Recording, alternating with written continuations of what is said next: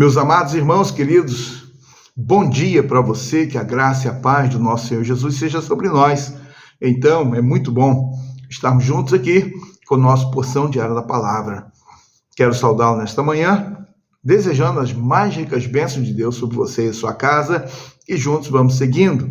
Hoje eu quero ler com você o texto de Gálatas, capítulo 1, versículos 6 e 7, que diz: Estou muito surpreso em ver que vocês estão passando tão depressa daquele que os chamou na graça de Cristo para outro evangelho, o qual, na verdade, não é outro. Porém, há alguns que estão perturbando vocês e querem perverter o evangelho de Cristo. Amém. Esse é o texto para nós hoje. O apóstolo Paulo escreve a carta aos Gálatas, não é diretamente a uma igreja, mas é uma região da Galácia, e as igrejas que ali estavam, então, recebem esta carta corrigindo alguns posicionamentos. Uma questão que estava ali atacando, prejudicando a igreja, era a influência e a sedução dos judaizantes. Eles estavam na igreja tentando mudar o conceito da salvação em Cristo, da suficiência de Cristo, da necessidade de viver em Cristo, no Evangelho de Cristo, e então eles estavam sendo seduzidos a um retorno às práticas do judaísmo, então as práticas que estavam no Antigo Testamento. Assim, então, uma das questões envolvia a própria ideia da circuncisão. Eles queriam fazer com que os gentios que haviam se convertido a Cristo como único Senhor e Salvador, que então passasse também pelo processo lá, o ritual da circuncisão. E o apóstolo Paulo está ouvindo, está recebendo essas informações, e ele então ataca duramente essas pessoas que estão pensando em retornar, ou alguns que já estavam retornando, ou alguns que estavam aceitando esta sedução dos judaizantes. E nesse contexto, então, o apóstolo Paulo, ele vai dizer: estou muito surpreso de vocês tão depressa estarem abandonando o Evangelho de Cristo e seguindo em outra direção.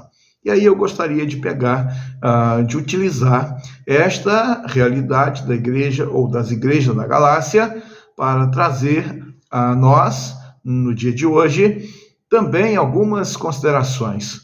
Porque muitas pessoas, da mesma forma, continuam sendo seduzidas a abandonar o Evangelho de Cristo, a salvação pela suficiência de Cristo, para seguir outros caminhos alternativos.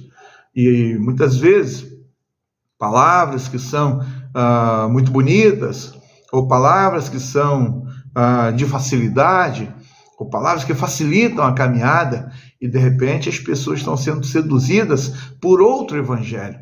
O evangelho da mentira, o evangelho do engano, o evangelho da ilusão, o evangelho que não produz transformação, o evangelho que não é o de Cristo, o evangelho do inferno.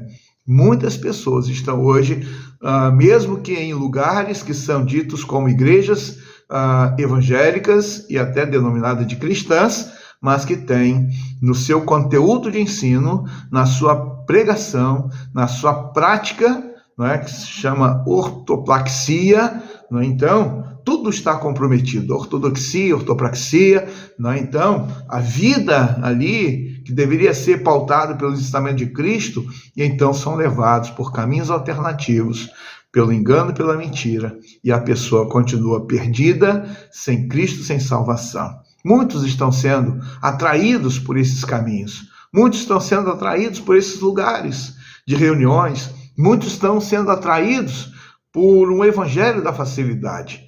Mas é importante nós estarmos recebendo no dia de hoje a devida confrontação, para nós não seguirmos o exemplo daqueles que estavam regressando ao judaísmo ou gentios cristãos que estavam aceitando um ensinamento equivocado. Vamos manter, então, a nossa vida com Cristo, vamos manter a nossa compreensão de que a salvação em Cristo, a nossa dependência de Cristo, e então tudo isso, na verdade, é suficiente. E o apóstolo Paulo diz que precisamos ficar muito alertas, vigilantes e então mantermos a nossa perseverança em Cristo Jesus. Então, que Deus abençoe você, que nada nem ninguém te afaste, que nenhum caminho venha, né, levar você para se afastar do caminho de Jesus Cristo, do Evangelho da Salvação. Então, que você não ouça, que você não aceite qualquer indução para uma vida que esteja fora daquilo que a palavra de Deus estabelece, aquilo que o Senhor Jesus deixou registrado para nós, e de forma específica, o Novo Testamento.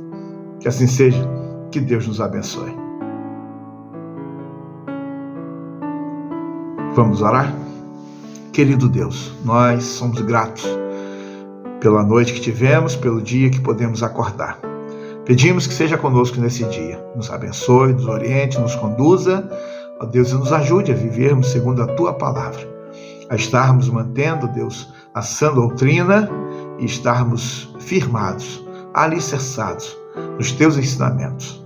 Abençoa meus irmãos, a Tua igreja, nesse dia. Eu oro em nome de Jesus. Amém. Até amanhã, se Deus permitir. Tenha um dia de paz.